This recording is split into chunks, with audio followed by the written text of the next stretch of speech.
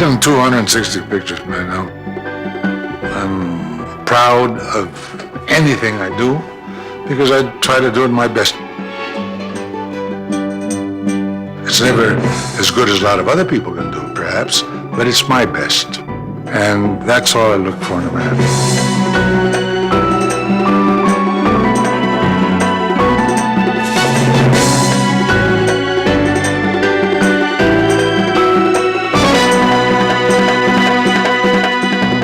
You are never bored working with Tony. He's not only a very talented actor, he's a very interesting human being. Tony never looked like a classic leading man, but that was an advantage. He had within him the quality to be able to play everything from a heavy to a flop-down, slap-down comedian.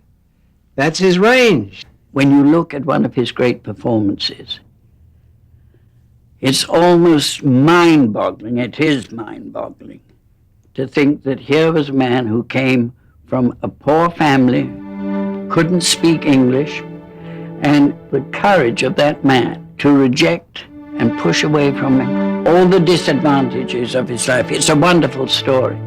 It's a miracle story. It's a great story for all of us.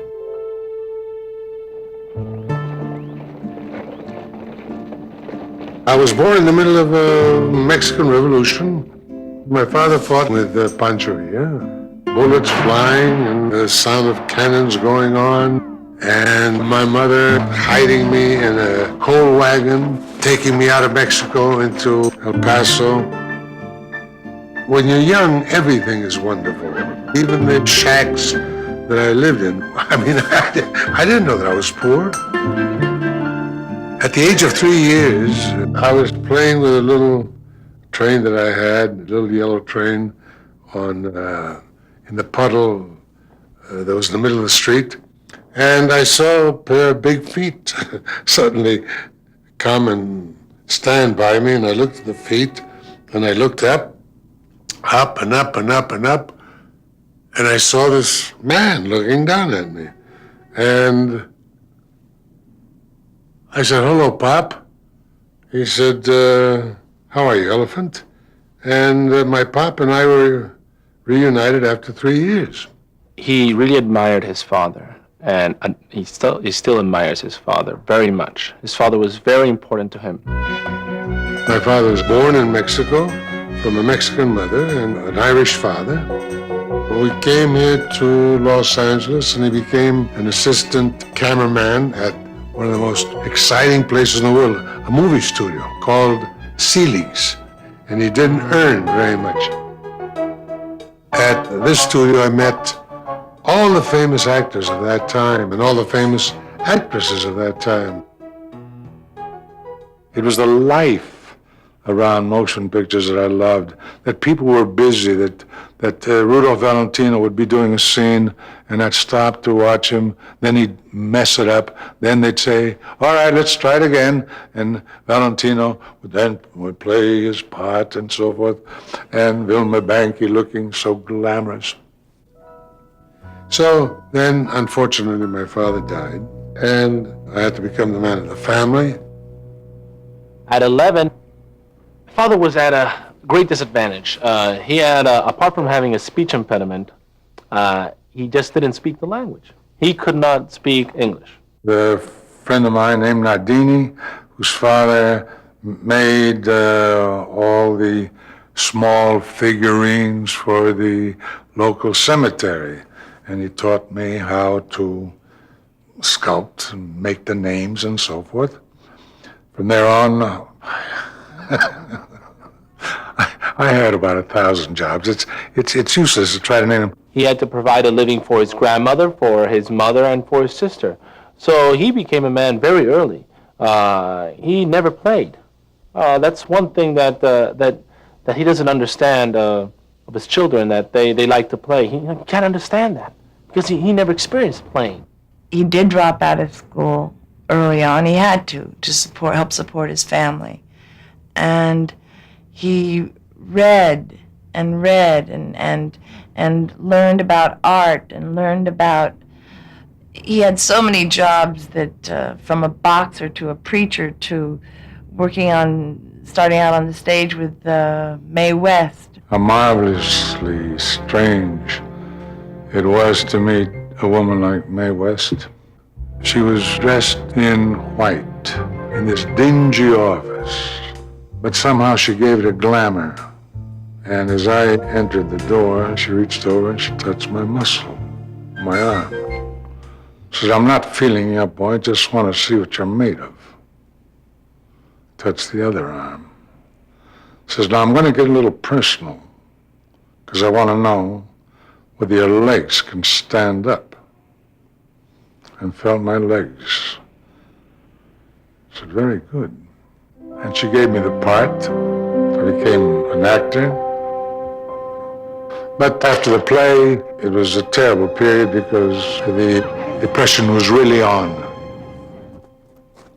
I started out on the road, ran into some pretty rough people, and that was a very embarrassing thing. They stoned me out of many towns. Anyway, my brother saw something in the paper. He says, "Tony, look, look." I said, "What?" He said, "Look, the mill is looking for Indians." And I went directly to the studio. And there was a big, huge man. And he said, "You're Indian."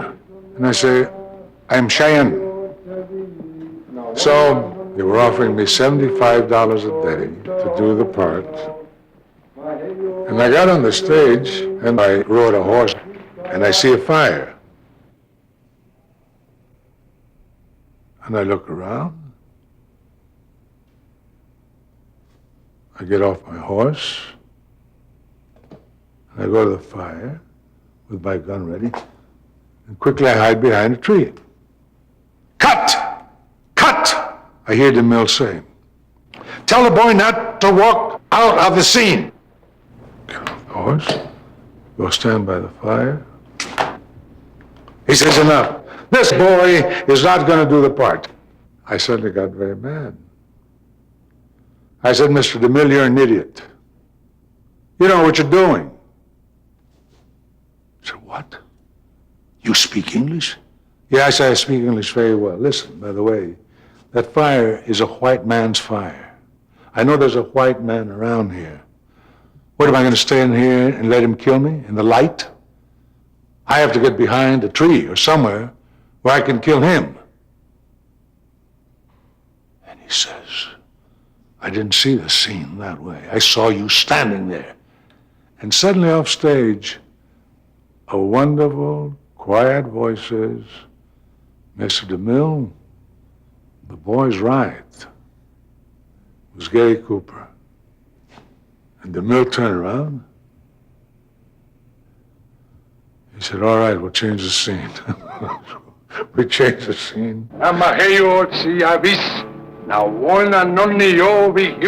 As my mother tells the story, he was making a film with C.B. DeMille, the Plainsman. And she went to watch them filming and was in awe of this man. Custer's dead. Wiped out with his whole battalion. And I don't think he knew who she was at that time, just this lovely woman visiting the set. There was a very pretty girl there, and I sat there. And I had no great lines. I didn't know how to approach a woman. So I said, "Do you like Thomas Wolfe?" One of my favorite writers. And she said, "I've never read him." I thought, well, what kind of woman is this? Has never read the greatest writer in the world. And he said, "If you want to get to know me, read Thomas Wolfe. And when you read Thomas Wolfe, you'll know me." Next day she came back and said, "I didn't like it. I don't like it." I said, "I'm going to teach you to like it. You're going to marry me." And she said, "Am I?" I said, "Yeah." So I married her. The father was rather disappointed because when we announced to him that we were going to get married, because he imagined that I was going to bring all my tribe from the Cheyenne Nation and sleep in his front yard. But the wedding took place, and there were a lot of terrible things happened. My mother wasn't invited. But my wife and I lived 26 years together, and she gave me 5 wonderful kids whom I love insanely. It was probably strained in the beginning between my father and DeMille, but as DeMille saw the talent that this man really had and the genuine idealism and the genuine feeling for my mother, and that he was going to take care of her, and he didn't ask anything of DeMille. He never asked a thing of him, that DeMille finally respected him. People behind his back were saying that he got jobs because of the connection of the famous DeMille name. I think I'm right in saying that he once said to me that far from it being an asset, overall, it was something that he had to overcome. Most of the suffering that Tony did in the early part of his career was twofold. One, he was the son-in-law of Cecil B. DeMille, and 2, he grew up in a town in which Mexicans were not very popular. You got a hat on? Yeah, I've got my hat on. Hat? Yeah, hat. Chapeau, sombrero. Sombrero. Sombrero. Come on, let's get out.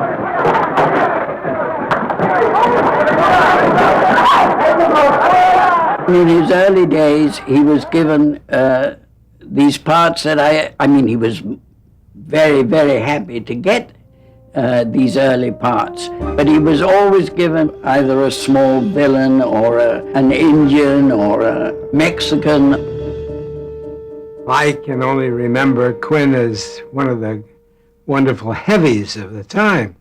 He was a killer, a knife man, whatever. You made arrangements with the local police for the raid, as I told you? No, Major. But why haven't you? Because there will be no raid. Will you gentlemen please raise your hands? I wouldn't try that if I were you. There's a car in the rear, Major. Oh, have all arrangements been made for Captain Drummond's departure? Yes, sir, all arrangements. Drummond's plane will explode in midair. That means that Captain Drummond and his party will vanish at about 100 miles at sea. Dirty parts, small dirty parts. The fact that he had to play these, and did play them with gusto, I know he felt that he was being denigrated and kicked around and not respected. I didn't see why Mexicans had to be bad people. And since all that, those were the only parts I was allowed to play, except after when I went to Warner Brothers, Mr. Jack Warner cast me as an Italian. So that was a little different. He had a script called Sweet Night Music. And I must say, I read the script, and it was horrible. It was a horrible script. And I said, Jack, he said, just a second. Look, Dick Wolf turned me down. Julie Garfield turned me down. Bogart turned me down. George Raft turned me down. Everybody's turning me down. I'm turning down. So I said, what does that mean? She says, it means you can quit the studio. Now, quitting at the salary I was getting was rather embarrassing, because I was getting $750 a week, and that was keeping the family in very good stead in those days. So I went across the street and I called up my agent, Charlie Feldman, and I said, Charlie, well, now I haven't got a job. He said, yeah. Well, he says, I just got you another contract with 20th Century Fox for $900 a week, and you're playing in Blood and Sand with Rita Hayworth and Tyrone Power. Hey, Juan, remember that horse we stole? Remember what happened to it? What happened? We ate the horse. You did? How did it taste? Excellent. Those were good days. Spent all our time fighting the bulls and each other. We were great rivals, even then.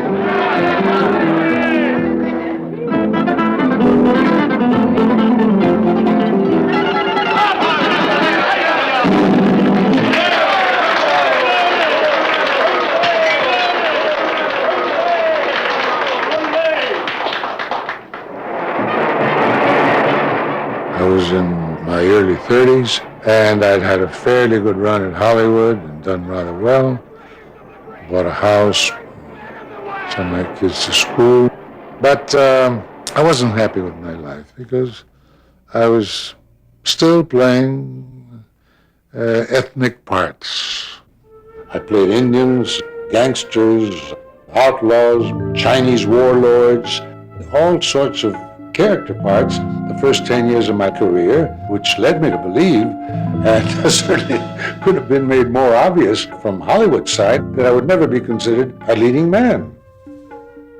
People used to look at Quinn and tell him to his face, you'll always be a supporting actor, a character actor. You'll never be a Hollywood leading man. And he was determined to prove them wrong. They offered me a picture called Black Gold, which was about an Indian who had a little Chinese adopted son that he loved very much. And my wife, Catherine, played my wife in the picture. I finished the picture, and I heard that the picture was very good. I went home and I said to my wife, pack up the kids, we're moving. She said, why? I said, I'm going to go to school and learn to act. And I came to New York in 1947, went to the actor studio, started working with Sam Wanamaker in the theater, and I learned how to act all over again. And I worked for $350 a week for Yul Brynner and Marty Ritt. Did a lot of television shows in those days. Did a lot of television. Paco! Let me go! Let me go! Why? Because your husband's here? There's no need to play the faithful wife now. Paco, it's not true. It's not true. No? Well, you should have seen her a moment ago. Don't leave me, she says. Wait for me. Your wife has such warm lips, cousin. Lucas, stop it!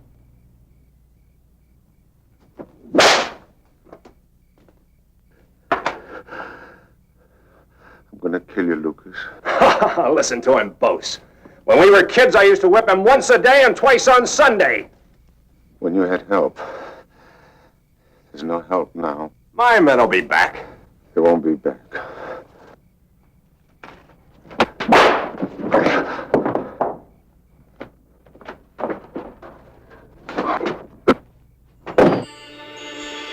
In 1947, Marlon Brando had gotten great acclaim in Streetcar Named Desire. I had just done a play called Gentleman from Athens, gotten critical acclaim for it here on Broadway. Then Mrs. Selznick chose me to do Kowalski with Uta Hagen in one of the biggest hits in New York at the City Center Theater. Tony was doing Kowalski with this incredible animal vitality, and he was doing it beautifully, but he was adding an element which I had not seen with Brando, and it worked so beautifully. It was humor. He was so funny. The audience was cracking up, but at the same time that he was funny, he kept the reality of the character, and he wasn't using humor to distort the character at all. It actually enhanced the character. Then I was offered a picture called Viva Zapata, which won me an Academy Award. Viva Zapata was one of the great performances on film today. I mean, if you study Viva Zapata, which I have, you'll see that Quinn never put a foot wrong in that part. Brother, be careful what you say to me.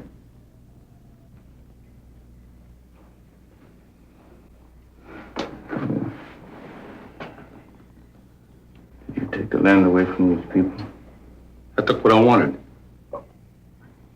I took their wives, too. What kind of an animal are you? I'm a man, not a freak like my brother. Get out! Look, I can't even buy a bottle of tequila. We beat Diaz. He's living in a palace in Paris. We beat White. He's a rich man in the United States. I have to beg pennies in my own village and people never fired a gun.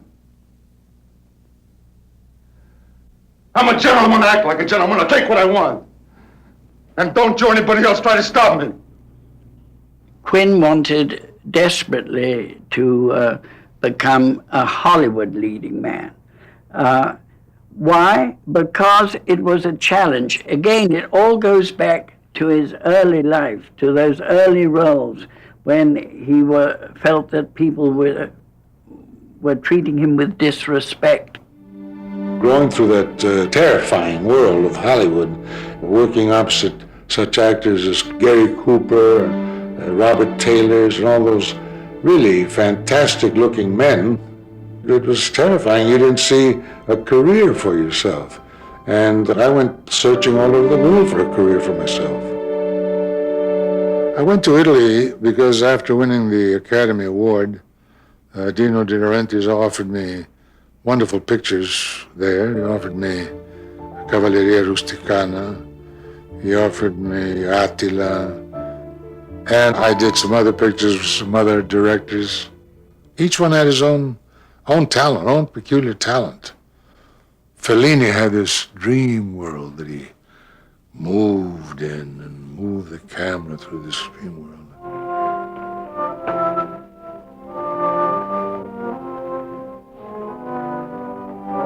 Zampano's here. Zampano is here.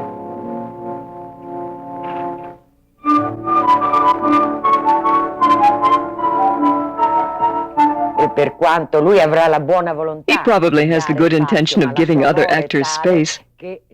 And his massiveness, I mean, of course, not only of physical size, but also of his massive presence as an actor, is such that it's difficult for him to give space to someone who doesn't know how to defend himself well and find space by himself. He has one of those great faces, one of those shapes, one of those physiques, which on the screen really suggests the idea that you are in the presence of someone who seems to be able, with just a flick of his eyelid, or with just a breath, to communicate something secret, something intimate.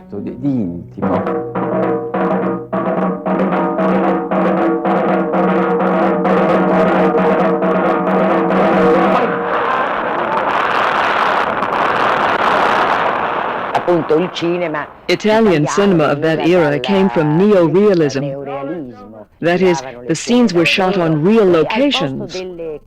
Instead of hiring extras, we performed the clown numbers in front of real audiences, composed of real people. The extraordinary thing was that even though Anthony Quinn was accustomed to a way of working that was entirely different from ours, he immediately adapted to this commedia dell'arte manner of filming. Fellini had very, very definite ideas as to what the character was doing. And it was entirely against my concept. Because I was an actor. I wasn't just a puppet. And I said, Federico, you and I have to come to an agreement because I don't agree with you.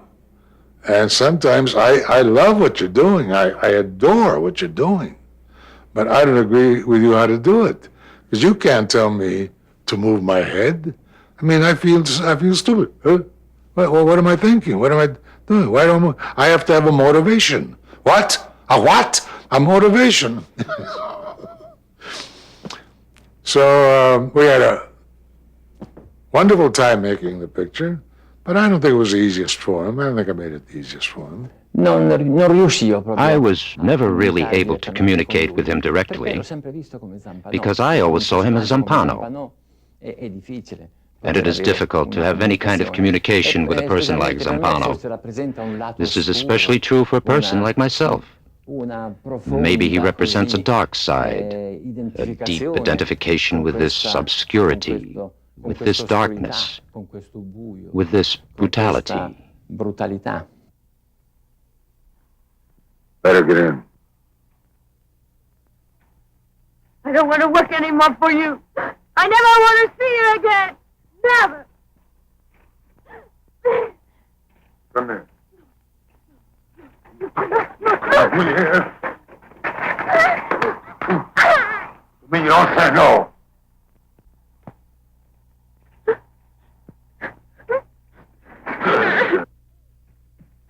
Hey! Where you going? Hey, come here. Come here. What's the matter with you?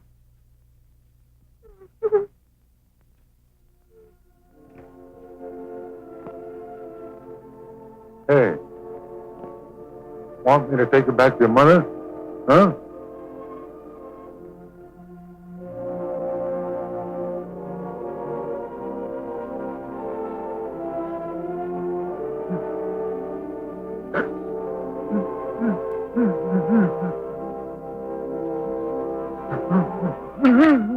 My life really started all over again when I did La Strada. I think that La Strada convinced people that I was an actor, and it opened up all doors for me.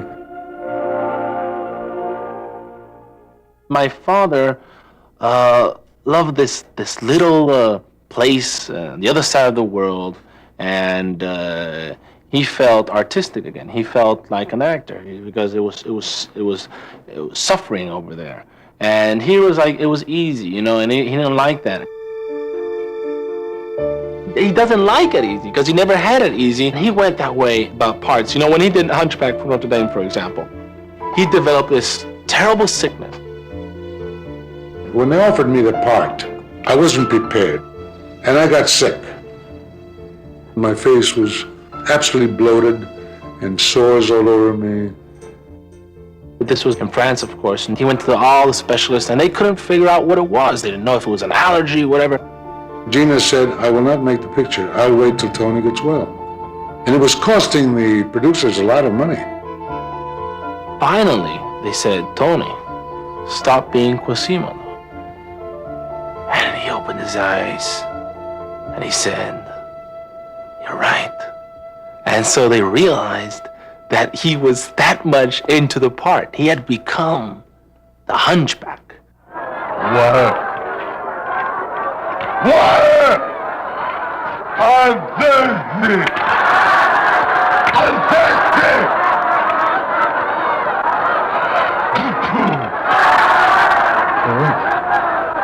We'll whip you, Esmeralda!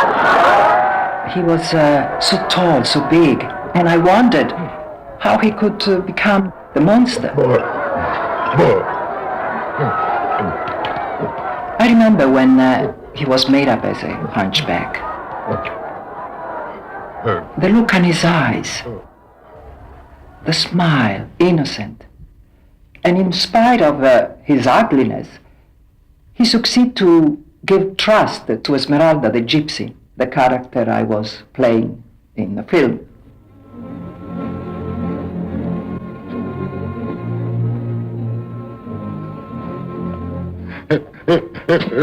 Was he made me steal. I know. I understand. I am less afraid of you now. You are my friend. Don't go away. Stay here. I don't. You sleep there.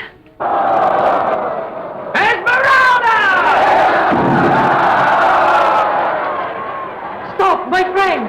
They are my friends! Don't worry, nobody can take you away. Nobody. Don't! You're killing my friends! They've come to save me! You like this. Oh, no!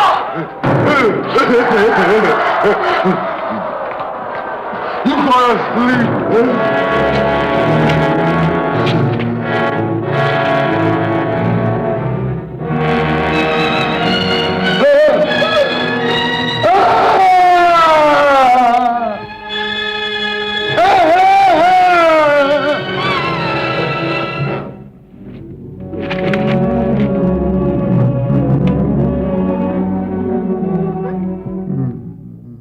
He is always ready to take a gamble, always ready to get the best effect.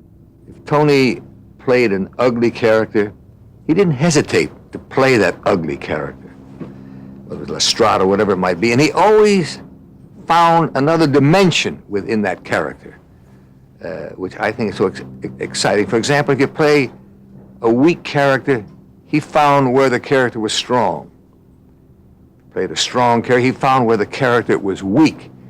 He had an honesty to and a truthfulness about all the characters that he's played. Working opposite a wonderful actor like Kirk Douglas, he was really amazing as Van Gogh. It was really almost frightening because he was so convincing in the part that I knew that I had to be as convincing as Gauguin. When I paint a peasant in the field, I want to feel the sun pouring into him like it does in the corn. What do you think you're doing when you overload your brush? When you slap paint on like putty? When you make your trees rise like snakes and your sun explode all over the canvas? With all your talk and motion, what I see when I look at your work is just that you paint too fast. You look too fast.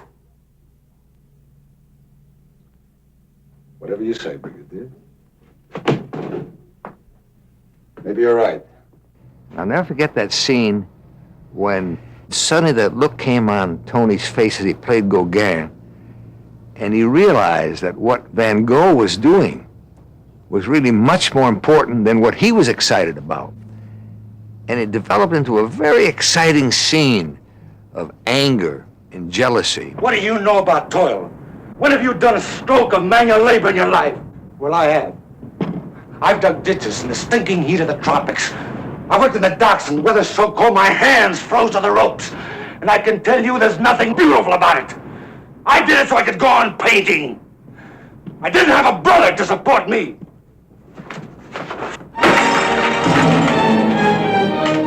I was nominated for the Academy Award for Lust for Life. When he received his award, of course, he was pleased, but that only gave him much more of incentive to do better. And he never stopped trying to do better just because he got an award. Probably the unique thing about all these parts is the way that Tony connected with the other actors. They were not just wonderful solo performances. He always felt for the actors surrounding him, for the parts surrounding him. So it became a whole. No, signora, con l'acqua, no, per piacere. Con l'acqua. She doesn't want to drink with water. All right, she's superstitious. I can't drink wine, it makes me sick. Yeah. Mi dispiace, signora. No, se dice sorry. Come si dice? Sorry. Che vuol dire Vai, di sorry. Sorry. Sorry vuol dire mi dispiace. No, non vuol dire mi dispiace. Sorry. Sorry. Hey, she speaks pretty good, huh? Tony's a very, very open actor. He'll set things in the rehearsal, and it's set, I would say, on a scale of 1 to 10, it's set to about 7.5, 8. But within those two other numbers, he can improvise a great deal. Look, I'll kill you. I love you, Bennett. I made you my son. I'll kill you. What do you think you can walk up to me like that, huh? Say you're going away? I made you my son. I want to give you everything. My whole place, my own flesh and blood. You can't talk to me like that, Bennett. Here I was, a fledgling actor in Wild as the Wind, and I was really scared. I was so scared. But I knew that he was making me feel comfortable by not ever saying to me, "Hey, Tony, be comfortable," because I think that's the best way for me to make an actor uncomfortable. But just by accepting me in the most normal way. He is very generous to his fellow actors and excited by what they're giving as well, and always incorporating what's happening around him. I have seen many actresses come on the set to watch Tony, and you know that they were not necessarily falling in love with him, though I'm sure some did, but they were definitely attracted to him. Tony himself was a very sexual animal. He came on the stage every morning to work, and he was full of it. You could see it, and you could glory in it, and you could envy it.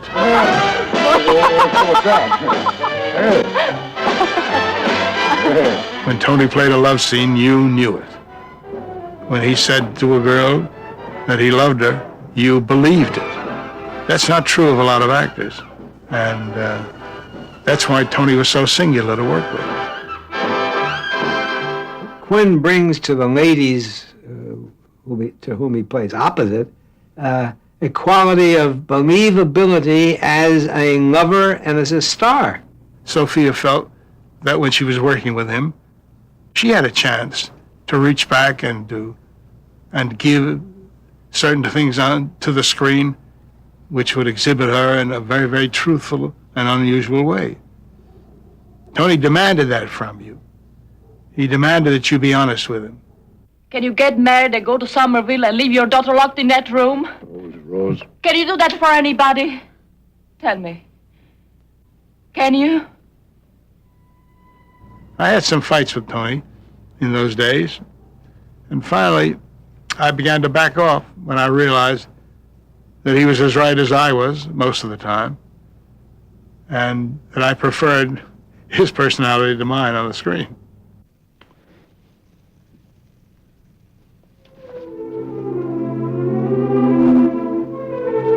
What happened? She made me cook the sausage. Oh, thank God. Thank God. Quinn has often been accused of being a first-take man. I don't believe that's so. He's a very thorough actor, well-grounded. He knows the value of rehearsal. He knows the value of trying and trying and trying and reaching and reaching and reaching for even a little piece of business.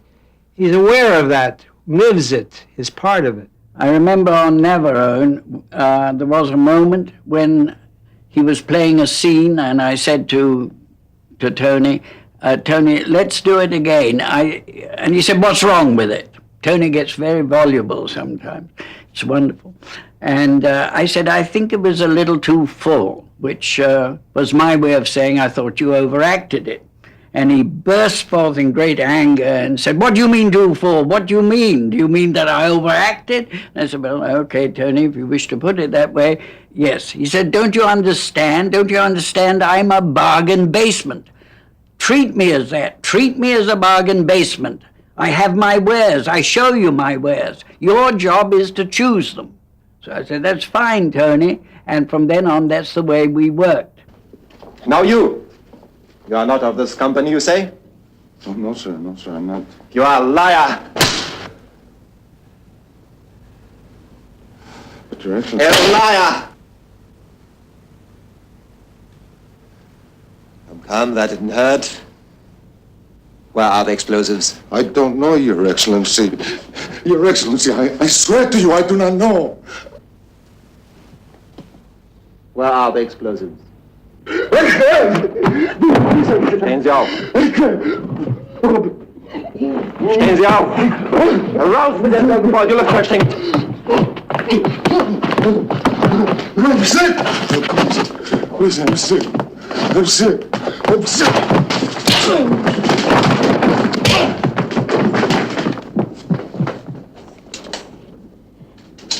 Sometimes he did burst out and would take no nonsense from anyone. And suddenly you saw this explosion. Not often. I mean, it wasn't something that he kept hanging there ready to make people fearful of. But it could happen, and I've seen it happen. And it's a burst of fury, and the next moment it's gone, and all is forgiven. And you adore the man. That is what women find attractive about Tony and his fellow artists, this inner explosive strength. Tony, it always seems to me, is a sort of a seething volcano of emotion and feeling that just pours out of him. I find him very moving, and in the film we did together, Requiem for a Heavyweight, as Mountain Rivera, he was just beautiful. The doc said if you take a couple more bangs on that left eye, you're going to end up selling pencils. You got sclerotic damage. The brute in the ring, the good-natured brute in the ring, and the wonderful human being, the humble human being outside the ring. And that's how my father is, really. See, I think of fighters as poets that are inarticulate, that only can express themselves with their fists. So I tried to bring out the poetry of Mountain Rivera, even in his voice. I tried to find him singing a melody as he talked, and he had that funny kind of voice, and he was looking always for the beautiful side of life. A Requiem for a Heavyweight was that sort of poetry of the fighter, the boy who had nothing and who had a kind of honor toward what he was doing. I tell you what, I'm a big, ugly slob, and I look like a freak. But I was almost the heavyweight champion of the world. Why don't you put that down on that paper someplace? Martin Rivera was almost the heavyweight champion of the world. We're supposed to do a love scene, and as they were going to bed, the girl turns out the light, and he says, "What's the matter? You can't stand to look at me?" And I said, "Wait a minute." I said, "I would keep the light on because I can't bear not to look at him." And Tony thought that was interesting and said, "Look, why couldn't we do it this way, that it's sort of the purity of the girl that makes him stop and say no."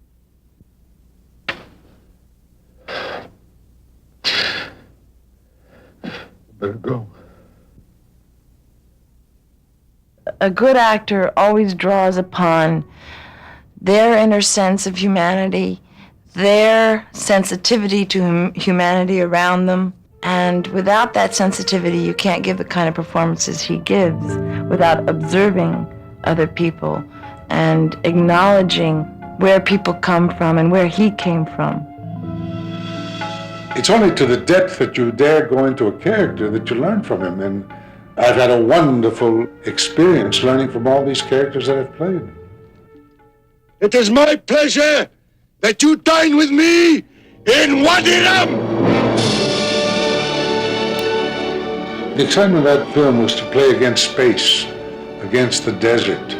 And the desert is awfully, awfully, awfully big. And I had to play Auda a little bit larger than life, but I loved that, playing that part. I loved playing in the desert. I carried 23 great wounds, all got in battle. 75 men have I killed with my own hands in battle. I scatter, I burn my enemies' tents. I take away their flocks and herds. The Turks pay me a golden treasure, yet I am poor, because I am a river to my people. Tony could play heroes, could play villains. He could play anything, really. He was limited only by the way he looked and the way he sounded. I don't sense any barrier to Tony Quinn. He gravitated from one kind of role which he seemed to fit physically to another which he fit much better physically and mentally and emotionally. He was the incarnate leading man, the incarnate star. He had no illusions or delusions that went with it, but he was the star in no uncertain terms. He even became it to a certain extent temperamentally.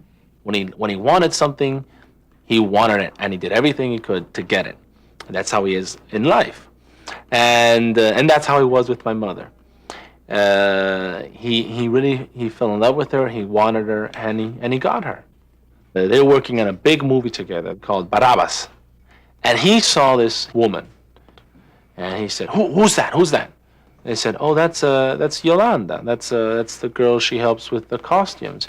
She says, "Oh, I want her to fit me. I want her to be the one that takes care of me." She says, "But she can't. She takes care of the extras. And today we have 2,000 extras, and she's in that department." She says, "Then I don't shoot."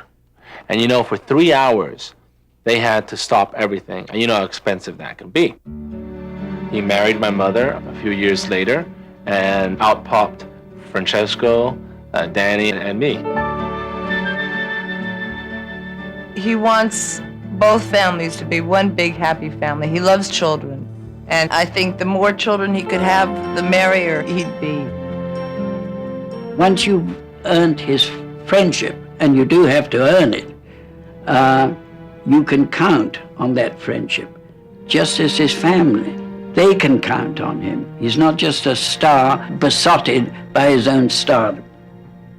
The first time I met him was a long time ago, many years ago, on an American film called The Secret of Santa Vittoria. Back then I had a film camera that I bought myself, and I filmed him a lot. When I first met him, I had just graduated from the academy, so it was a tremendous surprise for me to meet a great actor like him. And I watched him all the time. Quinn's character can best be delineated by a scene out of Secret of Santa Vittoria as a star. He was chased around the kitchen by Anna Magnani with a rolling pin, and she hit him several times, and it had to hurt, even though it was a phony rolling pin. But he disappeared up a flight of stairs, and as she chased him, she tripped and fell and broke her ankle. And she lay there writhing on the floor. He returned to the scene and peered down at her and said, "You never fool around with Quinn." A star statement, if ever there was one. They were more than two stars, really. I touched with my hands the essence of what a star is, while working, living, eating with them during the lunch break. And then you see that great stars, great actors that is, are people of great simplicity, but very communicative in real life as well as on the screen. In real life, Anthony Quinn is very warm, very communicative. He's a very outgoing guy, so I found it easy to get to know him. His spirit is so close to ours, so Italian. I just asked him recently, "Pop, do you feel Mexican or Latin?" He looked at me and said, "I feel Irish. I feel Russian. I feel Arabic." I'm like, "No, I'm sorry, Pop." All right, he says, I feel like I'm a man of the world. I'm from this earth. If someone from Mars comes here and asks me, I say I'm from the earth. I don't say I'm from Mexico or I'm from America or I'm from Ireland. And that's how he really is. He made a lot of choices, some of them good, some of them bad. But he made them. He made them, and they represented him. He was unafraid to make them. And he was unafraid to be right or unafraid to be wrong. He was just unafraid. I produced a picture which I wish I hadn't, because a producer should never allow the leading lady to tell him how the picture should be made. I loved Miss Ingrid Bergman, and she wanted to make certain changes in the script, which changed the script and made a picture that should have been an Academy Award picture into just another love story. It's called The Visit. My mistake was I was gaga about her, and I just acted gaga, and I didn't play the strength of the man. At that time, we made another picture called Walk in the Spring Rain, which was wonderful, and we changed our attitudes in that picture, and it was much better. Well, you got a fine shape, Miss Roger. A fine shape. Oh, listen, I'm a grandmother. Oh, there's a lot of woman left in you, Miss Roger. A lot of woman. Miss Roger, if you belong to me, would you let me wash your back? Well, that's just something one doesn't talk about. I'd like to bathe a woman. Pat her dry with a big, clean towel. Feel her getting all warm and sleepy. You are a wonder, you are, Will Cade. Well, you might say I'm special. Oh, and vain. No, there you're wrong, Miss Roger. It's just that you're never going to meet nobody like me. Leastways, I never did. Though I'd like to. One of the big things about Tony was that he wasn't your average or conventional screen hero or villain. He wasn't anything average and conventional. He was himself, which was original, And he was unafraid to exhibit that. That's all anyone needs to know about me. You were never around, Tony, when you didn't feel you were in the presence of a man with an extraordinary appetite for life. I learned this from my wife. The caviar, not the manners. I brought you something. For me? For you. Oh. Oh, it's beautiful. Huh? I love it. I want my wife to see it. ¿Dónde está la señora? She had been told already, senor. Does she know we're eating? Sí, senor. Tell her we're waiting.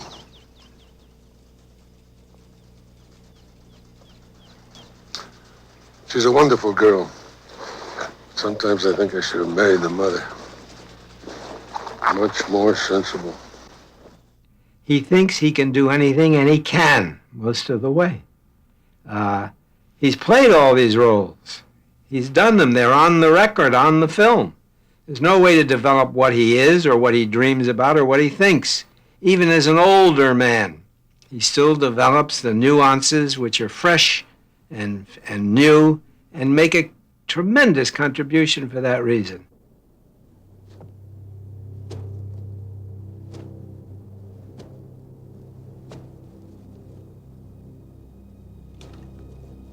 Where is she?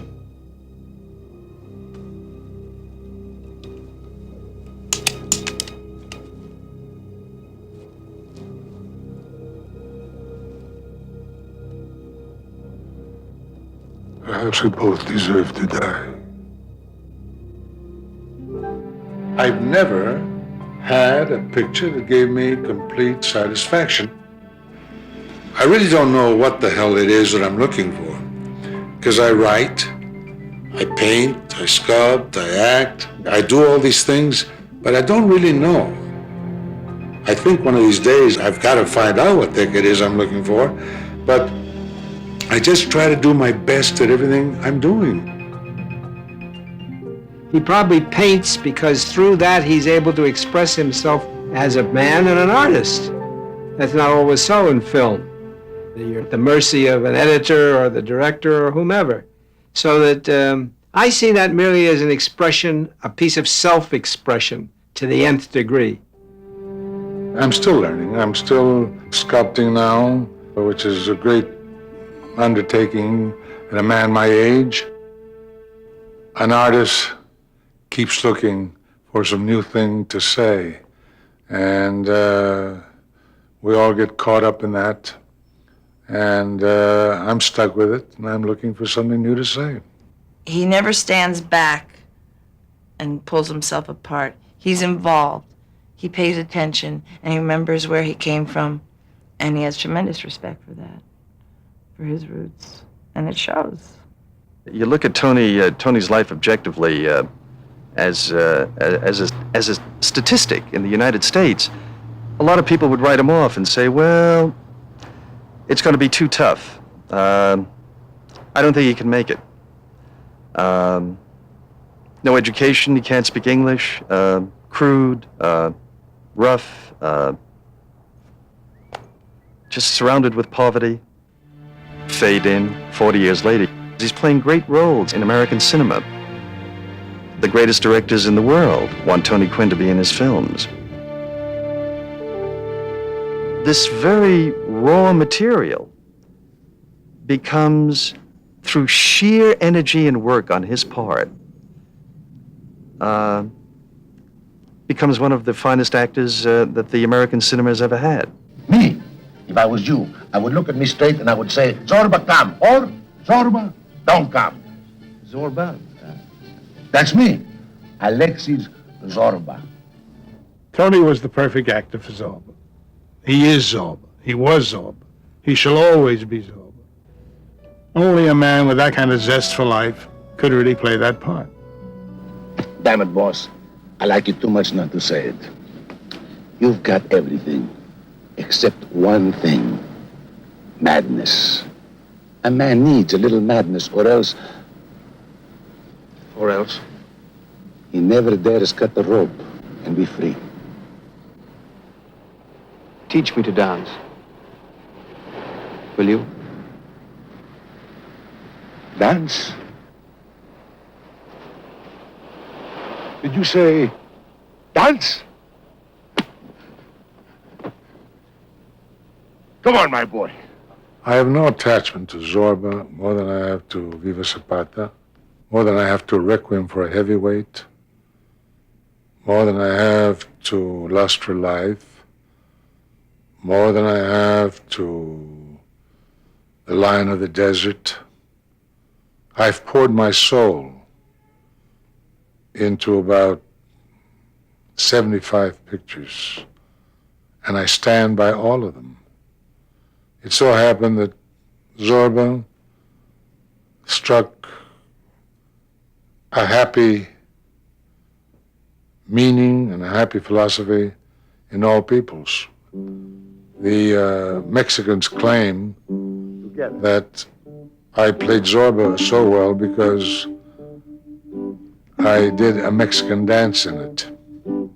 So I don't know.